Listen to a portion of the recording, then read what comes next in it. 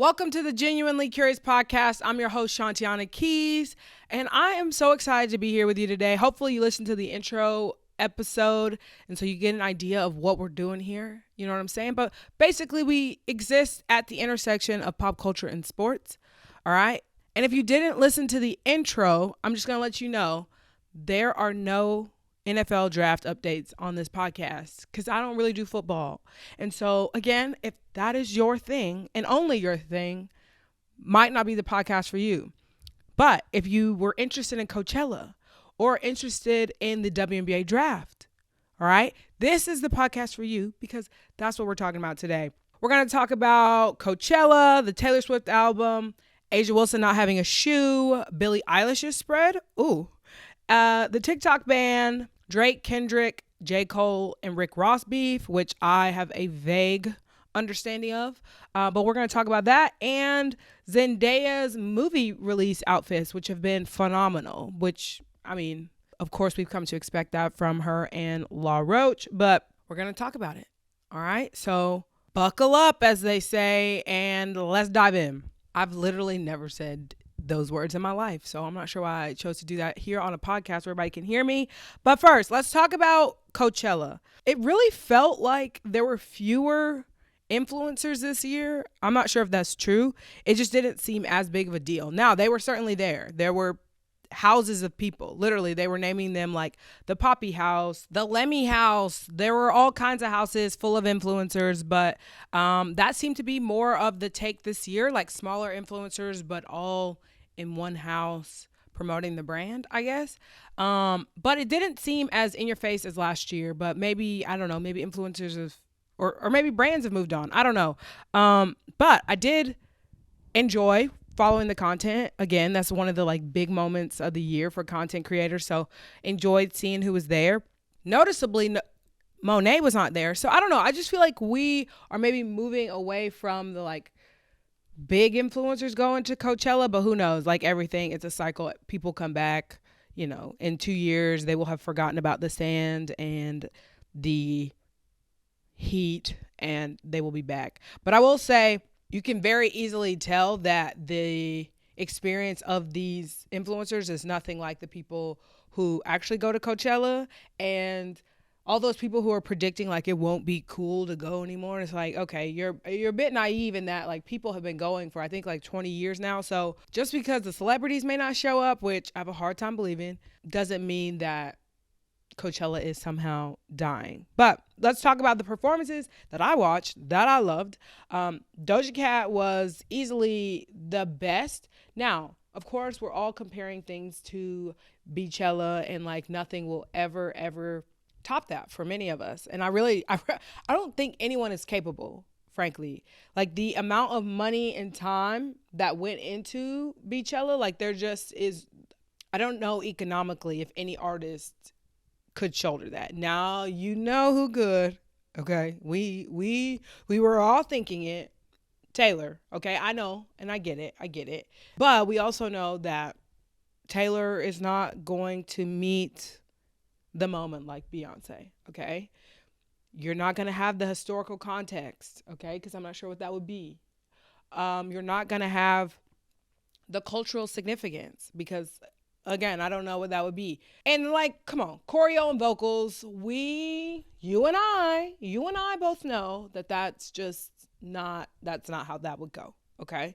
So, I would like to see Taylor do a performance though. That would be cool. I'm not sure why she hasn't yet. I mean, I guess there aren't a ton of country artists, but she's a pop country. Where did that just come from? I don't know why she hasn't done it because that girl has not been country for a very long time. But you know who is? Beyonce. Okay, I enjoyed her performance. I don't listen to Tyler, the Creator, but I actually did enjoy his performance. I had it on in the background one day, and I actually, I enjoyed it. He brought a lot of energy. The set was very well thought out, I thought. I watched Weekend one. So Charlie Wilson was his special guest. And I love the special guests. Billie Eilish coming out for Lana Del Rey. I thought that was great. But all in all, I really feel like there was a good event. Celebrities who attended, Bieber's, Taylor and Travis, which was expected but not expected. We haven't seen him in a while, but it makes sense. Her friends were performing, so that she would be there. Sabrina Carpenter is her opener, and Lana Del Rey is one of her friends, so it makes sense that she would go and support. But I'm also thinking, where are the athletes? Okay, where are the athletes at Coachella? Like, why are we not getting brand deals? And I say we, like I am not a brand worthy athlete. I am no longer a real athlete. I'm just an athlete in lifestyle. But why are they not there? I want to see more athletes there. Again, more eyes. That's marketing, guys. Like, get on it. ESPN, we need a house, right? I could host the house. I could be an influencer in the house. All right, talking, creating content, Talk. Okay, let's work on that. ESPN, you've got my email. Okay? Let's get on that. But all in all, loved the Coachella experience. Sabrina was cute. She'll be asked back, I'm sure. And I just, thoroughly enjoyed. Moving on, we were just talking about her, Taylor Swift. This album, The Tortured Poets Society. I'm not going to talk much on it because, well, frankly, anytime you say something, I don't want to say critical, but listen, the Swifties, they come out strong, okay? And my platform and my personal life and my peace do not need to be going back and forth, okay? All I'll say is this. If that album somehow becomes album of the year at the Grammys next year, okay, over, well, frankly, a lot of things, but Cowboy Carter, I'm sorry, but we march. We march at dawn, and that is the only way that I can see a way around it. There just is no reason that album, 30 tracks, 17 tracks, I don't care which version, okay, does not deserve. But I know you girls are loving it because I see y'all all over TikTok and I see y'all all over Instagram. Y'all are thoroughly loving the album, and I love that for you. I have not listened to the full 31 track. One, I tend to listen to albums in the car, okay? So I got through 17 in the first day, okay? Have not revisited the other. Math is hard. 14, okay. Now, Asia Wilson not having a shoe deal is actually insane, okay? Nike is headed toward a contract. What people are expecting is $28 million for Caitlin Clark, which honestly would be low. And I saw the guy from Barstool talking about how that is too low for 8 years. And frankly, it is. I think Sabrina Ionescu has a $24 million contract. That's not her first contract, but with Nike again. And she's certainly going to sell a lot more shoes than Sabrina Ionescu. And the Sabrina shoes are very popular. But we all live in a world where we know that shoe is going to be sold out everywhere, okay? Much like this jersey that is apparently back ordered till August. Caitlin Clark's jersey is back ordered till August, and that is insane, okay? First off, again, these manufacturing companies did not meet the moment, okay? But also, every boy and girl who plays basketball under a certain age is going to have this Caitlin Clark shoe. And I'm wishing her the best, but that also doesn't mean that Asia Wilson didn't deserve. Asia Wilson has been an MVP. Like, let's give credit where credit is due. They went back to back in the last 2 years. And it's disrespectful to kind of leapfrog her in this situation. It is not something that is unfamiliar to her, I'm sure, or other black women and black players like her, but it is lame. Okay, so let's do better.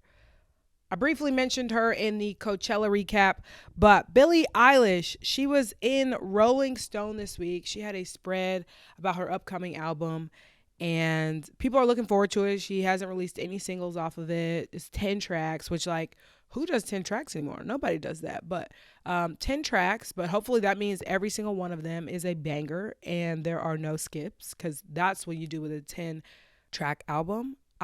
I can't remember. Is 444 a 10-track album? I'm unsure. I will check that as I continue to talk. But 10-track album there. And then I know 24 Karat Magic, I believe, is a 10-track album. And there are no skips on any of those. Okay, so let's hope for the sake of Billie Eilish and her struggling career that it is phenomenal. I hope that for her. My battery's about to die, so I'm going to be right back. And I have confirmed that 444 is a 10-track album, and it also has no skips. Okay, here's your commercial break. All right, we're back from our commercial break, and I'm pretty sure I was moving on to the next thing. I think I briefly mentioned Billie Eilish and this spread. It was very enlightening. She talks about some self-pleasure techniques that she has, which I thought were a lot for anybody to share, let alone in Rolling Stone. But she says she wants to destigmatize it and get it out to the world. Now, would I do that at 22? I think she's 22. Probably not. Okay. Especially when she's talking about giving so much of herself to the world. I know she's exercising, because I read the article. She's trying to get out into the world more, not be so afraid to go out in public and stuff and like expose herself to the world. But I also felt like that was a lot. But I also haven't seen people talk about it. We talked about it the first day, like people posted about it, but doesn't seem like it has any effect, or if it ran on GMA, I wouldn't know. But it just seemed like a lot for somebody to share such intimate details. She also, quote unquote, came out, even though she had previously kind of been outed, for lack of a better word, by a reporter, I think at Variety, several months ago, when they asked her about was she, into women, and she made a joke about it. And she dives into that in the Rolling Stone article, that she didn't like how that unfolded, and if she could change it, she wouldn't have shared, because some things just don't need to be other people's business, which again is why I was confused at the whole like self-pleasuring thing that was added. I don't know. I think she's kind of in between, trying to decide how much of herself to give to the world, which I get at 22, and being a celebrity, I'm sure that is a very difficult thing to manage.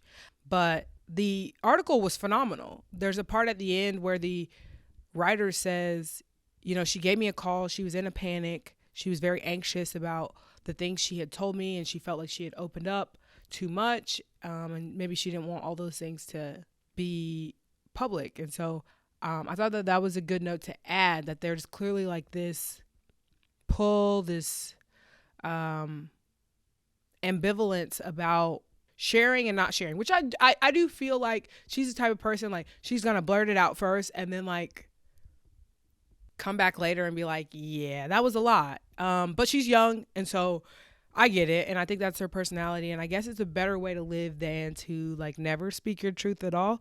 So good on Billie Eilish. I'm trying to think, were there other things? She's excited about the album. She says she's returning back to her old 19-year-old self in her music, which I think is hilarious, because I've watched the like GQ, I think it's GQ, who's like done a year by year recap with her every year for like the last 3 or 4 years. She didn't do one this past year, which I thought was interesting, but maybe it's because she's kind of figuring out her personality again, or getting back to herself, or maybe she didn't feel like herself. But that phase of like happier than ever, where she was blonde and she was dressing a little differently, and the world just like wanted to crucify her for that, for showing her body, oh god, or just frankly talking about it in general, when that is something that she has said that is very uncomfortable for her. But she says that she felt like she had gotten away from herself a bit, or a lot, I guess, and now she feels like she's returning to that, which I find interesting, because the thought I had during that time of like happier than ever was that, she had matured, like she no longer was that young kid just like shouting things in interviews, and not, she was never shouting, but just like there was this arrogance or this way about her that came off as like, oh, she's 18, she hasn't lived a lot of life, she just has this level of freedom and naivete, and like, I don't know how to better explain that. It just always seemed like she would grow out of that phase. And what I find hilarious is that, happier than ever happens. It seemed like there's more maturing. She even says in some interviews, and I think it's the GQ, where she says in the interview like that, I I didn't know what I was talking about in those, and I was super insecure in those interviews, and I just was saying stuff, and that's just who I kind of was at that age, and I just knew nothing. So I think now it's funny to hear her say, like, I'm returning back to who I was at 19. Um, but I think she just means kind of maybe musically and like aesthetically that she is back to that like darker, sadder way. But I also find it interesting that she and Phineas, because Phineas is quoted in the article, they talk about like her like darker disposition and like her depression and this like dark music phase. And I just like, I don't know, is that a good thing? Is that a good thing to want to return to? Like, I know that that feels like most in your body, but is that like the best and like safest place to be? Now, she said she was depressed in that other phase. So I guess, maybe this darker phase for her works for her and kind of keeps her depression in check. And at least she can feel like herself. I don't know. That's a lot of me talking out loud. So, yeah, let's move on. Okay, so now we're moving to the potential TikTok ban. Now, my biggest audience is on TikTok. Even though TikTok is being shady, I joined the Creator Rewards program. And the minute that I joined, I'm telling y'all, my views plummeted. I used to have people come to me all the time and say, "You're on my For You page, you're on my For You page," like literally all the time because I had videos that were popping, but like popping off, not like, oh, those videos are popping. Oh God. I have to clarify that because those are two very different things. But some videos that would just like pop off, didn't matter the subject. It could be pop culture, it could be sports, and now they just don't. Like, especially if they're over a minute, they are not getting views. And so TikTok, you know what? I don't feel that bad for you right now. But the government in the United States has said that TikTok needs to sell to someone else or it will be banned. Now, I don't know. I don't know who's going to be the most gangster in this situation, honestly. TikTok seems to be pretty adamant that they are not going to sell. I think they're owned by a company called ByteDance, and they said, you tried it. I know there's been whispers on the streets, but like either way, this is not going to happen. So good riddance. Now, what do y'all do on TikTok without Americans? That I don't know. But maybe I'm not on that side of TikTok. You know what I'm saying? Like maybe there are these huge mega influencers that I just am not privy to because one, they're not speaking the language I speak. And so we're on different TikToks. I don't know. I don't know how any of that works. I just know I see a lot of British people on my pages. So I assume we're all in one big happy family. But like anything, if it is banned, frankly, we will get over it. We will go somewhere else. We will, like, you already know Instagram or Meta, like they are going to morph. They are going to morph and they're going to steal some things. Like we're going to be on those other apps. So it'll be okay. But if I'm going to make money off of TikTok, I'm going to do it while I can in the next year before it is banned. Emma Chamberlain also came back to TikTok amidst the news of a TikTok ban, which is actually quite hilarious. She left because it was like detrimental to her mental health. That part is not funny. But she felt like she was kind of like rotting on TikTok, which is an experience that a lot of people can understand, like being on the app for so long. I did not personally join in the pandemic, so I don't have that like same emotional attachment, I don't think. Where people were just like on it for hours and hours a day trying to find connection and things like that.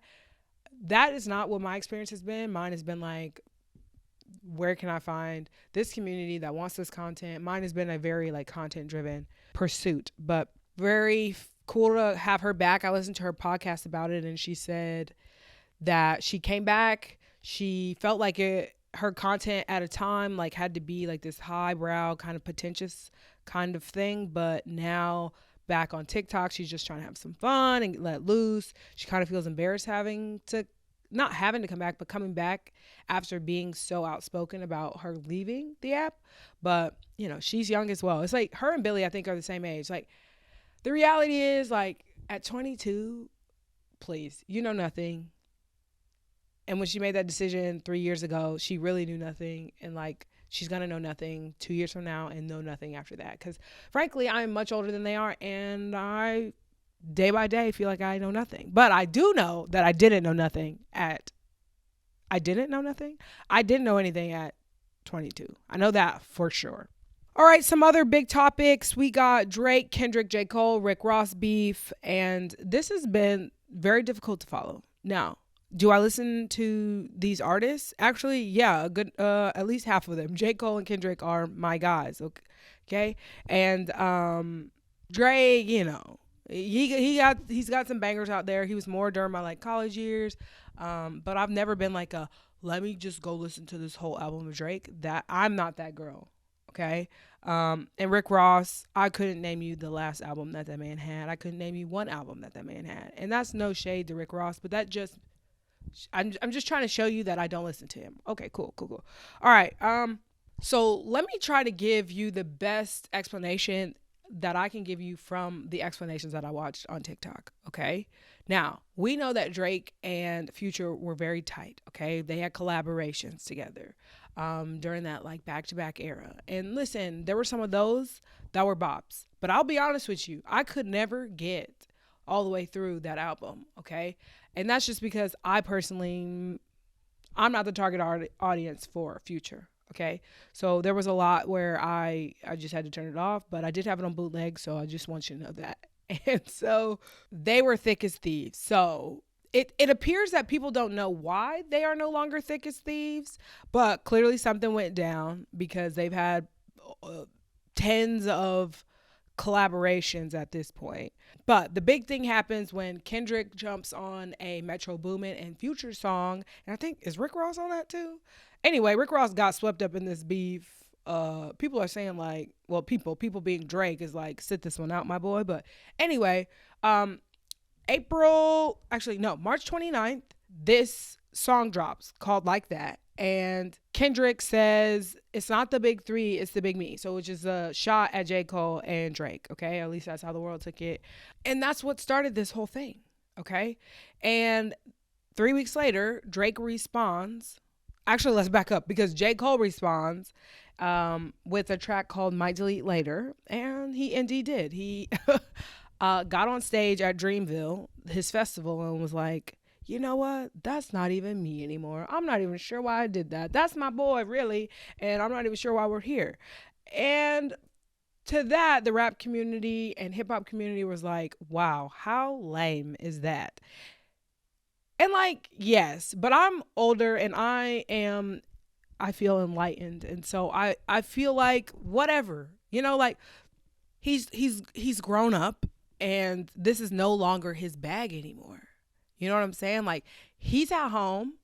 He's getting in the booth when he wants, riding his bike around his town. Literally. Have y'all seen that documentary? Riding around his town. Actually, I don't know if it's a documentary. I think it was just a clip of him talking to a lady in town. But anyway, riding around in the town on a bike with his locks, trying to mind his biracial business. Okay. And these shots came out of nowhere. And I don't know. I don't know that, like, it just wasn't a fight that he wanted to have. And I don't think that he couldn't hold his own. I do. People are saying, like, he only retracted it because the response wasn't great. Like, his verse wasn't great or whatever. But, like, we know. Like, J. Cole has that in him. Like, if he really were to get back in the booth. Like, why am I talking like this?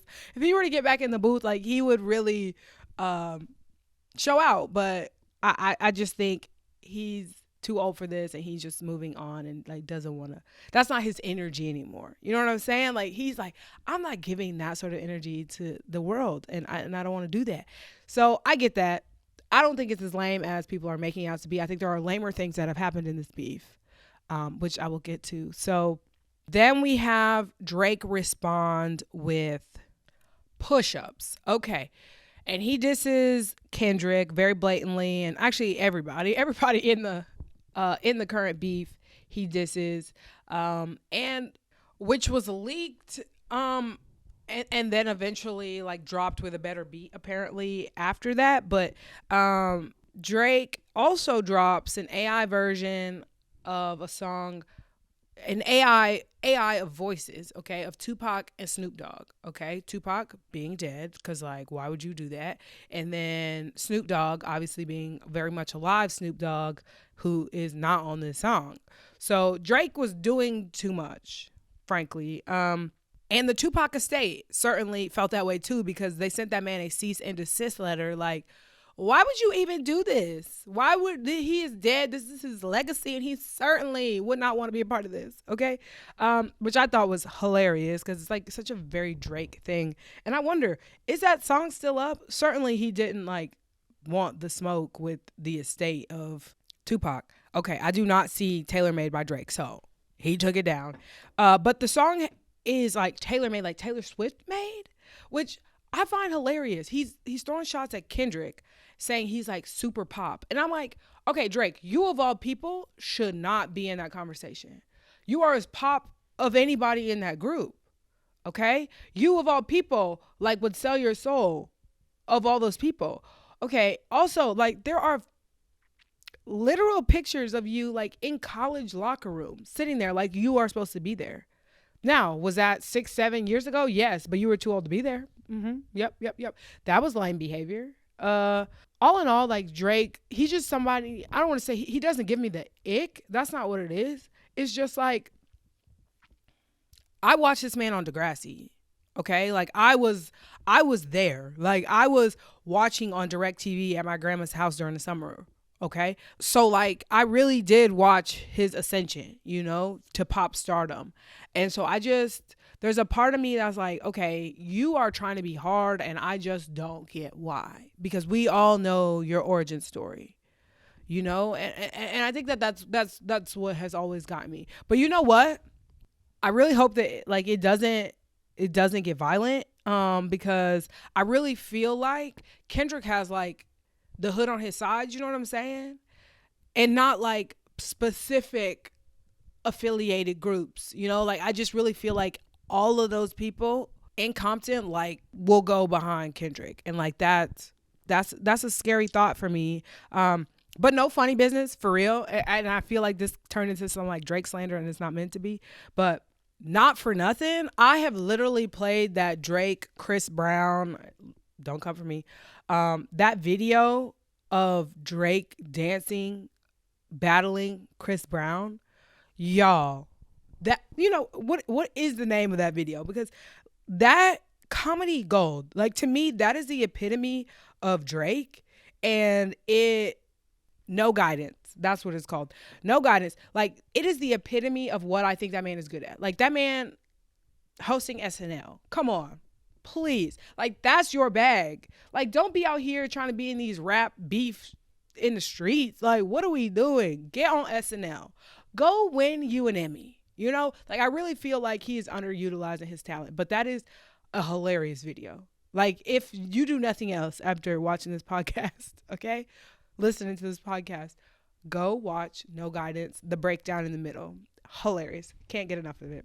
And now apparently there's a beef between Quavo and Chris Brown, and like that's one that has potential of actual violence, and so I would just really like us to not do that altogether. Now, very quickly, Zendaya's movie release outfits. She's looked phenomenal. Now, look, they started off her and La Roche. It was getting too camp for me. I'm not a camp dresser. I'm not a dresser, but I really felt like the tennis balls on the shoes. That was a lot. Okay. The tennis player on the sequins dress, that it was okay. Like it was great silhouette, and it got to the point where if even just a little more, it would have been too much. But that one worked. Okay. But then we started moving to this white era, and she's now got my full attention. She's got, I'm the mom picking people up in my tennis outfit, and I've got an event at 6. Like that is the vibe it's giving. It's giving sport girly, fashion girly at the same time, which I don't think we were hitting the nail on the head at first, but we've now hit our stride. I really have enjoyed the more casual outfits. Like when she goes on her press tour to, Kelly Clarkson or wherever, she's been a little more dressed down, which has been more sporty casual, like actually my vibe. Like I would wear that, which I've loved. So I'm looking forward to, I think there's a little bit more left, and gonna be pulling some inspo. I saw La Roche say that the tennis core is gonna be a part of fashion, and I don't know like if tennis core is my vibe, but sporty girl, anything is my vibe. And so the quarter zip pullovers, I'm there. Tennis skirt, probably not my deal, but The sweater and the slacks and heels. Oh, we live for that. All right, moving into a segment called Reviews No One Asked For. I've been watching Loot. I just got caught up on Loot. I never saw it before. Didn't even know it was out there. Caught up on it. Phenomenal, hilarious. It gives me Ted Lasso vibes. Very just like happy-go-lucky, like dealing with tragic themes, but like not in a tragic way. I love that. And lastly, a segment I'd like to call Random Questions I Have Been Curious About in the Last Week. We're workshopping that name. But the podcast is called Genuinely Curious. So these are things that I've been genuinely curious about in the last week. And I'll do my best to do them week to week and come back with answers the following week. So this week, we've got, will we ever see Two Most Wanted duet from Beyonce and Miley Cyrus live? Like are we going to see those two ladies on an award show, okay, at a concert? Are we going to see them perform that live? Because it really feels like we deserve. It really does, and it really feels like it is what is needed at this point, okay? I don't think Beyonce is going to give us a solo performance, even though people are saying she might be at Stagecoach today, which would be crazy. I really hope she doesn't do that. I really do. They don't deserve. But I really do hope we do get a performance with her and Miley, because I just feel like artistically they are both just, and the song's at the top of the charts. Like, so please Beyonce, please Miley. That's not one I'll have an answer for next week. I can assure you of that, unless we get a surprise performance at Stagecoach. And the other question is, how many retainers do you think get lost today? All right. I still wear mine. I've had one since I was 14 years old. And I know a lot of people do not wear theirs. But I recently threw mine away, and it was in a dumpster in my neighborhood, and I had to go get it. Okay. And that was horrific. And so it got me to thinking, how many retainers are lost a day? Like, it's got to be astronomical. Has to be. Okay, well, that's it for this week. We talked a lot. I mean, I loved being here with you. I think this was the way to do it all along. Me getting to talk as much as I want at a camera. I just don't know that there's anything more in me. So I hope you'll come back. I hope you had a good time. If you didn't have a good time, DM me, okay? DM me what you think could be better, all right? Because I'm looking to be better. But don't get in my DMs acting a fool, okay? Because I'm probably going to do much of the same of this next week. So if it's not constructive criticism, don't send it, okay? But if it is, wow, I'm loving that you're here.